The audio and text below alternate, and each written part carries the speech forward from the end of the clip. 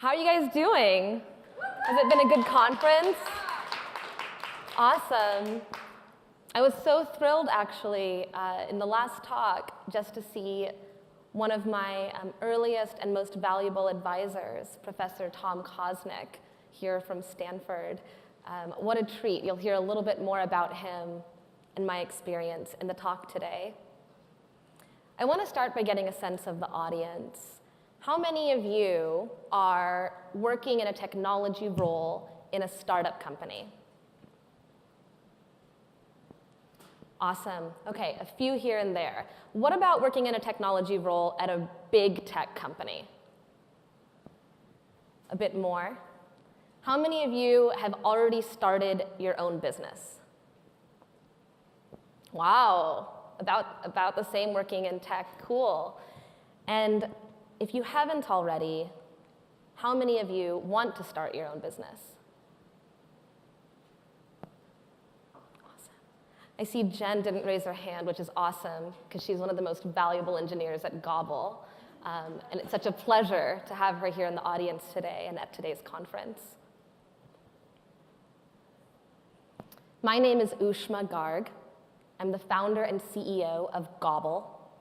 I'm also an investment partner in a female-focused venture fund called X Factor Ventures. It's founded and run by 9 operating founder and C-level women who are all investing in early-stage ventures that have diverse teams. I would be remiss if I didn't start by giving a shout-out to our entire Gobble team who allowed me to be here today, who are all over the country watching live, and thanking the men and women who have helped me build this great company. Today, my goal is to tell you about some of my ups and downs and my early days in getting this business off the ground. I'll tell you a few stories, and then I'll end with a couple takeaways that hopefully will help you in your careers and your journeys. This is a Stripe revenue data dump of Gobble's revenue over the first 5 years of its company. What you might be wondering is, what the hell happened at that point? What was I doing before? And who did we hire? What did I do? And how did I turn into an overnight success? In order to understand the answer to that question, you have to know what happened at the beginning of the company, the middle, and all along the way. The words that you're seeing on the screen right now are actually the words of the startup curve. It was coined by the founder of Y Combinator, Paul Graham. He's seen thousands upon thousands of startups go from seed to success. And he's found that most startups, even though the press doesn't say so, start with a launch, then they enter into this deep trough of sorrow, which is a multi-year slog that you never think will end. If that's not bad enough, then you have some wiggles of false hope. During the time, you might think that they're real hope, but unfortunately, you're still grinding it out. If you're lucky enough and you have the stamina, then you might get to the promised land, which in my mind is product market fit, when you've finally matched your product to the external market and everything starts to go up and to the right. We were lucky to have that moment, and I'd love to share how we got there so that more of you can too. When you look at a startup after so many years, the curve of its growth looks really smooth.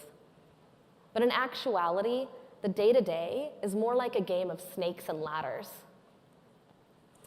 There are ladders going up and snakes taking you down almost on a day-to-day or hour-by-hour basis.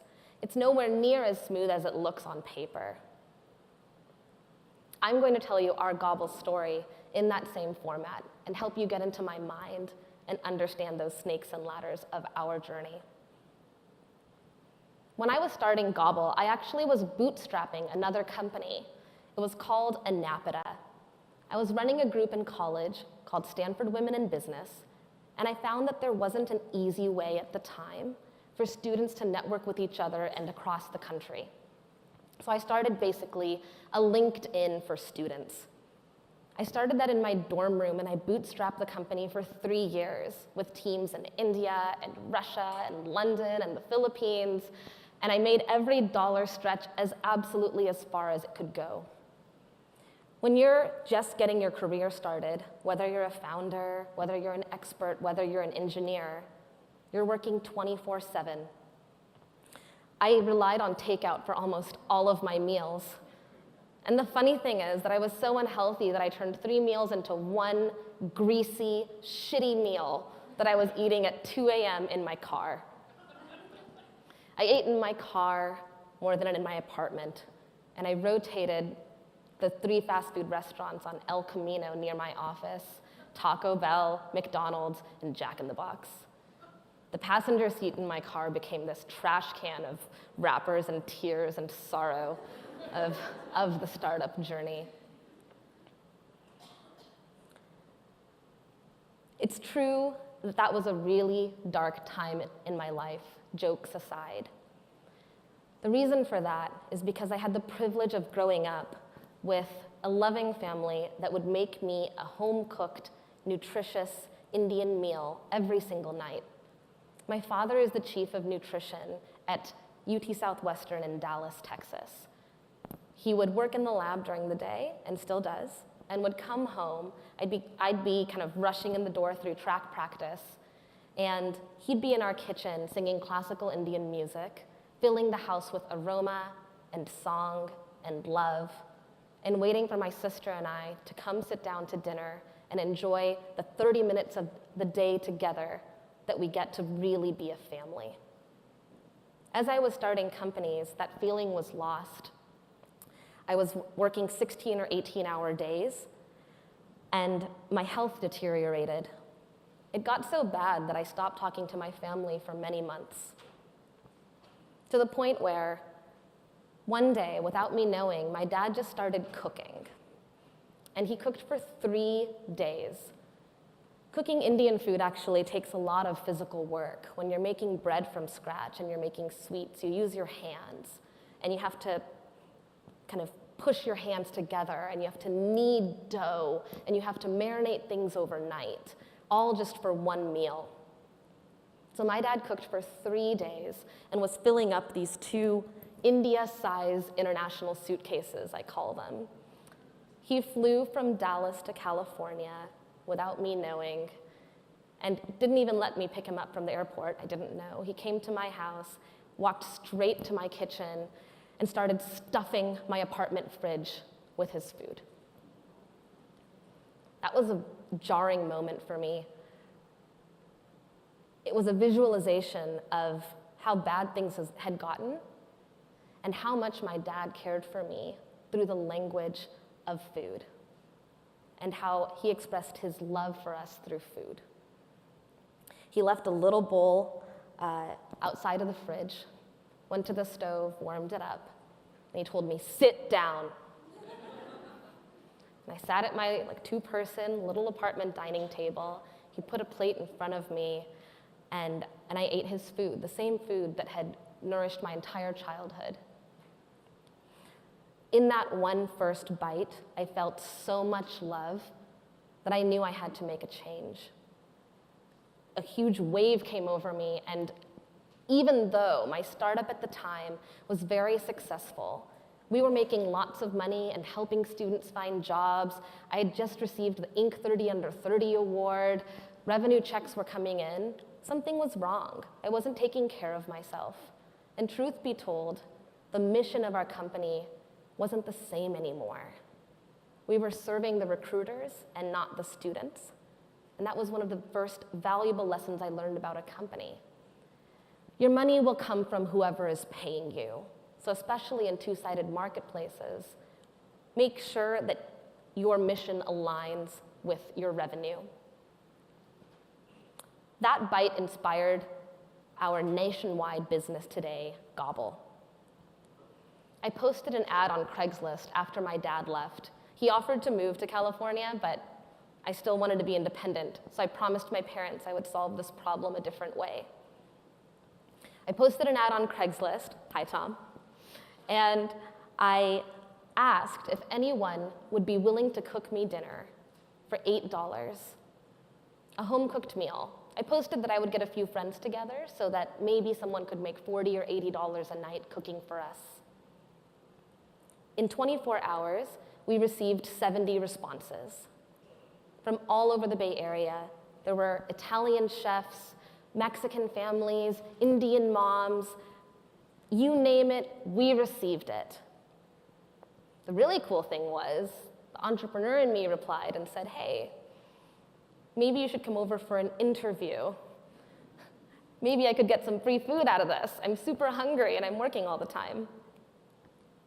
The funny thing was that as soon as people did start coming for those interviews, and my friends and I enjoyed this dinner hack of eating for free, I realized how important this was to those families and to those chefs, and that I had unknowingly tapped into this market opportunity of creating a proud living for people.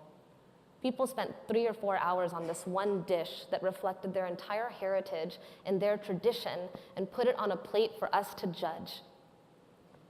I knew we were onto something beyond just myself and my friends.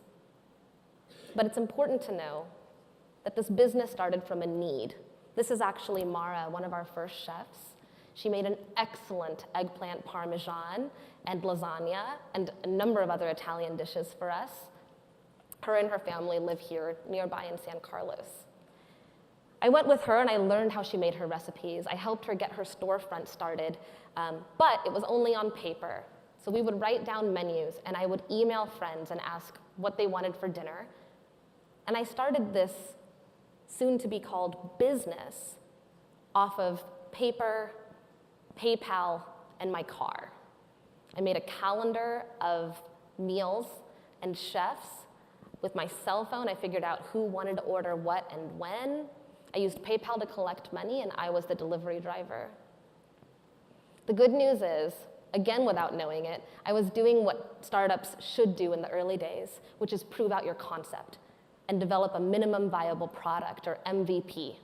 So for 2 months, behind the scenes, still having my other startup during the day, I was feeding my friends, and I made $2,000 of profit in the first month and $5,000 of profit in the second month. We had tapped into this opportunity. What's so great is that investors all around Silicon Valley felt the same way. Off of just those 2 months of proof of concept, we raised a $1.2 million seed round from venture investors all the way up and down Silicon Valley. It was like a dream come true. I was a single founder, and I had a proof of concept, and I had hired some engineers as well as community managers and drivers to work with me.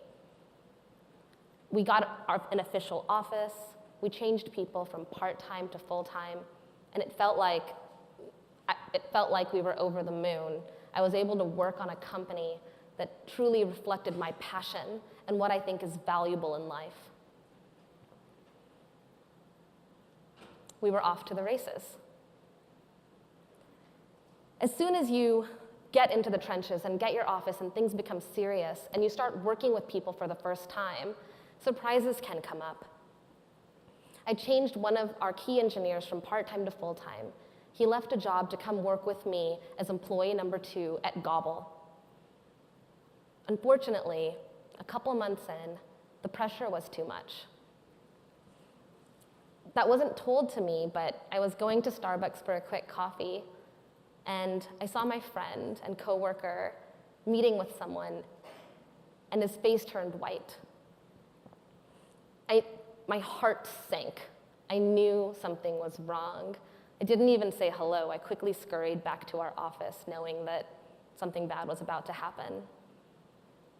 He walked back from that meeting and told me, "Ooshma, I can't do this anymore. This is too much pressure. I'm sorry. I quit." He was the main engineer on our first core product. No, I didn't even know the code base. We had a launch coming up. I was sending these monthly investor updates, and I froze. There's fight or flight or freeze, and I was just frozen. I didn't know what to do. I remember actually there's Antonio's Nut House, which is this peanut dive bar on California Ave in Palo Alto. One of my really good friends, also another solo founder, that came and found me there that night, late at night, and just told me, Ooshma, I don't have the solution for you. I'm not sure what exactly is going to happen, but this too shall pass. Needless to say, that was a very long night, a very long few days. After speaking with a few friends, we talked and we found some consultants. I was able to negotiate and get a team of people to learn our code base from our initial engineer.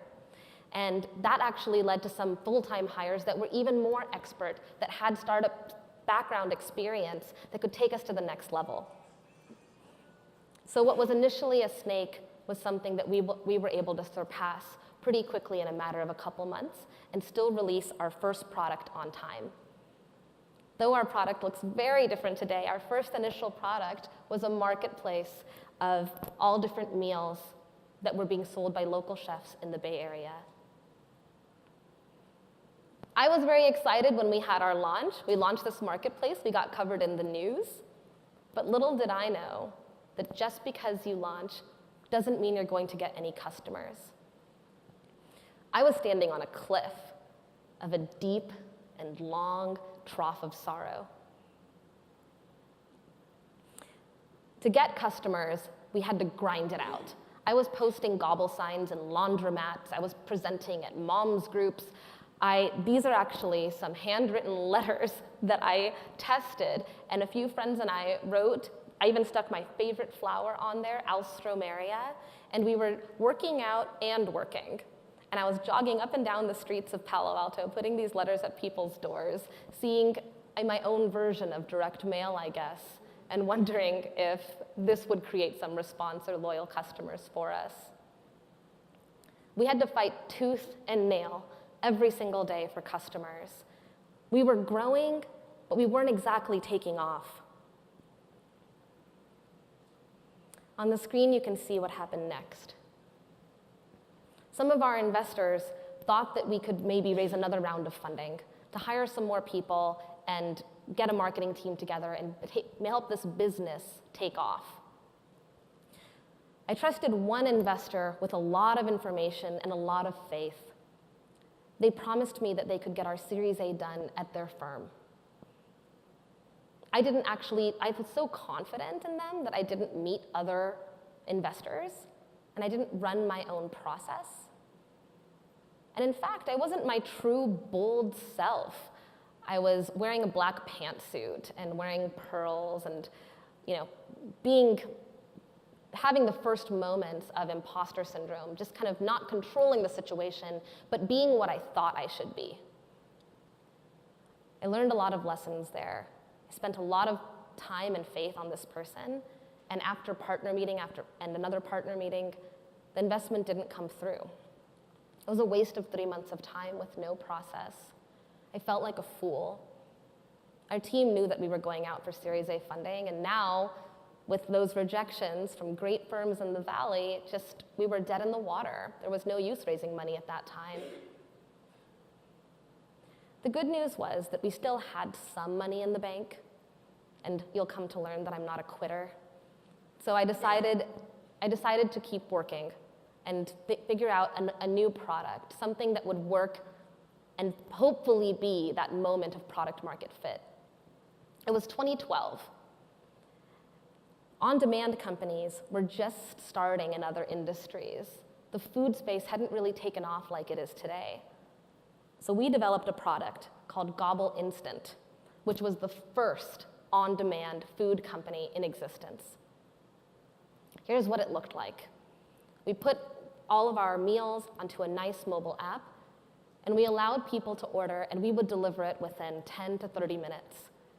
We got into forecasting, and we started understanding, well, how many meals are going to be necessary in this neighborhood or that neighborhood on this evening? The funny thing is that this business and this product concept was a total flop. It just flopped from day one. We were trying to drive from Los Gatos to Los Altos in 30 minutes, And it would take us an hour in rush hour. The food was wilting on the way. It was getting cold. The quality wasn't there. We didn't always have meals where they needed to be.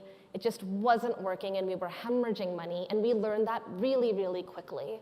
So this product was an important one because there are so many like it, but it was still an MVP, and we were able to learn, launch, and let go in just a matter of 3 months. Sadly, for us, that was a lot of money with no success, and we remained in the trough of sorrow. Our next product was the beginnings of something solid. After our on-demand blip in time, I took some time to myself. There were a lot of investors telling us to do corporate catering. Some of them felt that we had launched 2 products, and so we should now sell to a fashion retail company. And our startup life was over, and this wasn't working, and they wanted their money back. So we had so many different voices telling us to sell, asking us for money back, saying I was being irresponsible with people's investment, giving us people's own idea of what they think would be a low-risk business in food. And no one was really playing the long game with me. So I took some time out to myself and just went away from everything. And it was a lot of nights in the office alone with empty whiteboards and white paper everywhere, because I really wanted to imagine and innovate unencumbered. And what's neat about that is it brought me back to first principles. I ended up researching and studying and learning what is innate and intrinsic to food. And what's super cool is food is very predictable. People eat 3 times a day. They are pretty regular about it. You have to eat to survive. And people's tastes are also something that are very predictable. In my mind, the winning food company would be a subscription food company that automatically knew exactly what you want to eat and when you want to eat it and made it happen in the fastest and freshest way possible for you. Even that was a very big vision. It's not easy to build and launch a personalized subscription service. I put our eggs in that basket. I followed my heart and my mission at the time, and we released this product, Gobble's first personalized subscription service. This was awesome because we started getting some wiggles of hope. A little bit of false hope, but hope. And our revenue started going up and to the right. We were making not tens of dollars or tens of thousands, but hundreds of thousands of dollars, and there was something there. With this product, a very bespoke, intuitive product, I went out and tried to raise Series A again. At that point, the market had changed. A lot of other people had started food companies, and investors were saying that the market was crowded, it was competitive, and we were too early with the new product, and they didn't want to invest in us. We failed at Series A again with a great product. This time the fall was much harder and much more difficult to swallow. I didn't have a lot of money left in the bank.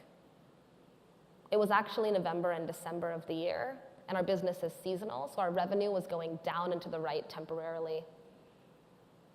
I couldn't even get our angel investors to re-up. I had to swallow my pride and join a seed incubator 3 years into starting my company. I had no other option. Our options were to join an incubator, to join Y Combinator, or die.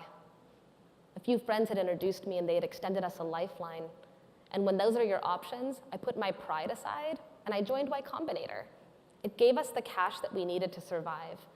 No one knew except me that I had just made my last full payroll that I could make to the employees of the company. The $80,000 check from Y Combinator was a 10x on our bank account and a true lifeline. We absolutely needed it, and I did it so that the company would go on.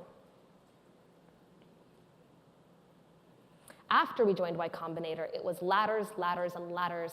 We hired an executive chef named Thomas Ricci, who is this debonair gentleman on my right, and our head of engineering, Chris Woodford, on my left. These guys are 10x hires. They are experts in their field. And the best thing about it is that we all bring different things to the table. Thomas has decades of experience in the culinary industry, running restaurants with the world's best chefs. And Chris brings, he was a rock star in his former life, and a philosophy study as well as computer science. We had so many different skills in the room. And by hiring them and bringing them onto my team, I won with that one move, because I believe diverse perspectives help you win and are necessary to win. And innovation today only occurs at the edge of industries where there's diverse perspectives around the table. Even though I was hiring people, the press still wasn't seeing it. We were working behind the scenes. One writer actually wrote the sentence, "Gobble was puttering about on the peninsula with its paltry funding and ever-evolving business model." That writer might as well have just come to my house, taken a sword, stuck it in my heart, and twisted it. This is an excellent insult.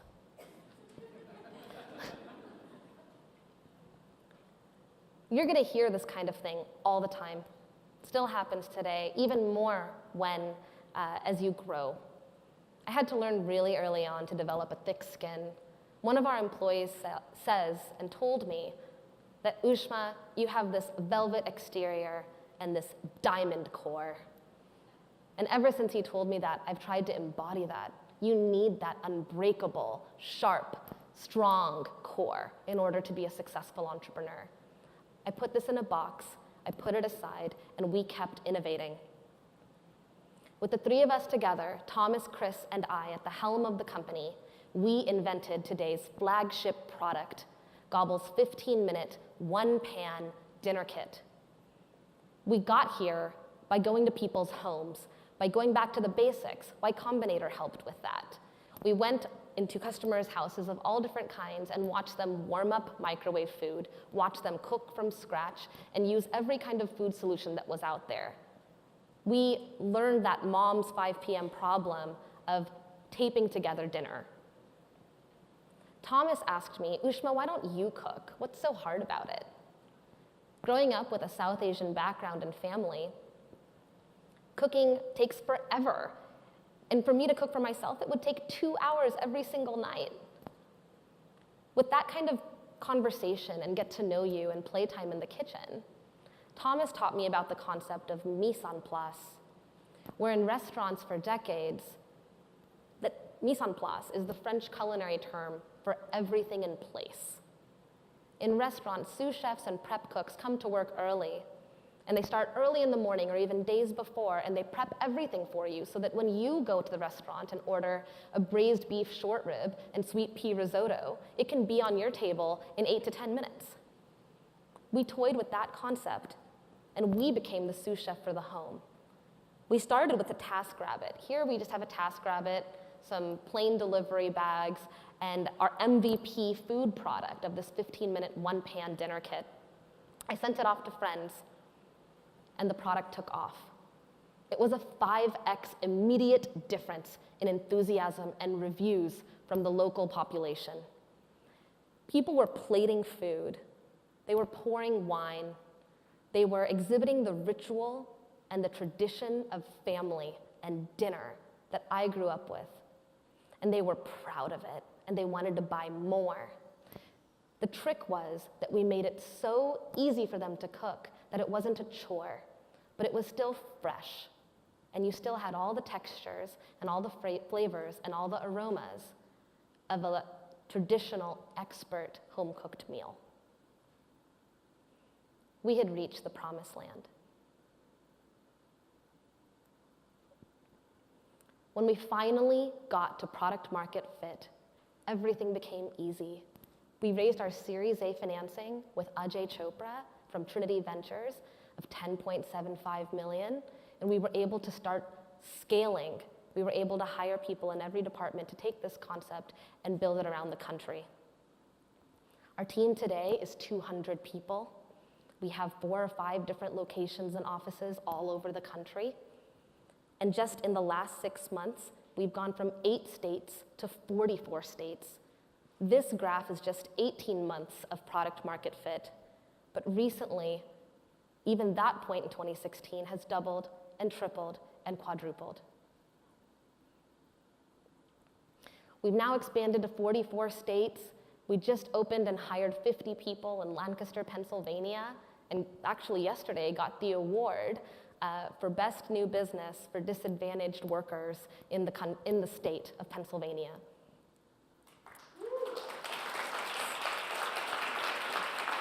Thank you. There are copycats, there is competition, there are incumbents, and there are startups.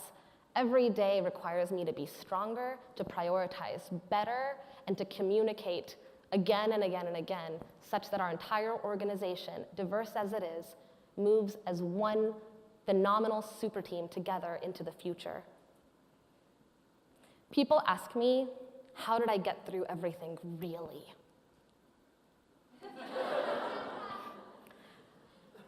Jokes aside, as you leave this amazing conference today, I want to leave you with my 3 essential elements and ingredients for a successful startup recipe.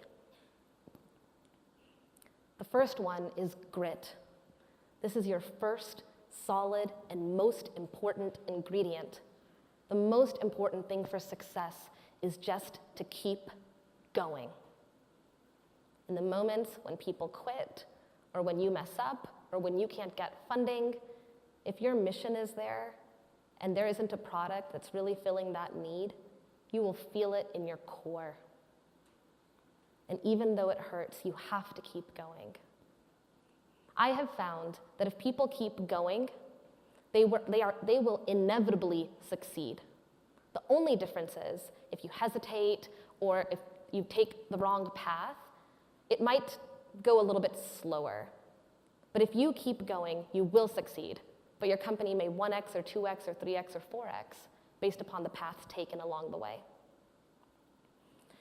The next ingredient is to experiment. Constantly iterate. Don't be dogmatic.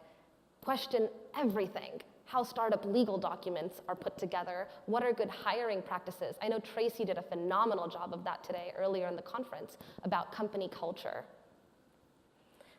When I talked about diverse teams, what I try to do is put practices in our company that enable divergent thinking, not convergent thinking.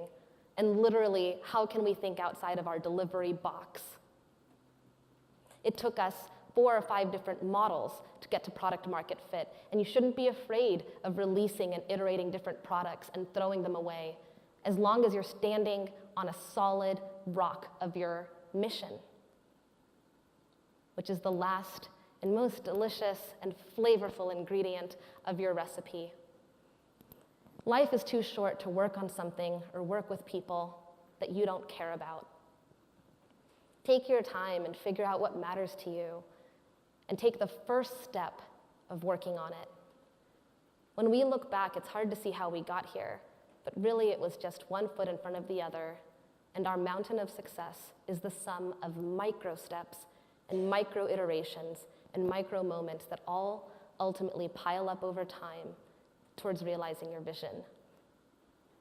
It's easy to remember this by thinking to yourself, be a gem. Choose your favorite gem and remind yourself in those tough moments of these ingredients. If you do so, you will be successful. You can contact me at ooshma@gobble.com. I'd love for you all to feel the love and feel the mission of our service. There's a free week on me for attendees of this conference only. And lastly, if you need help, you can email me and pitch your company or ask for resources from X Factor Ventures. Thank you.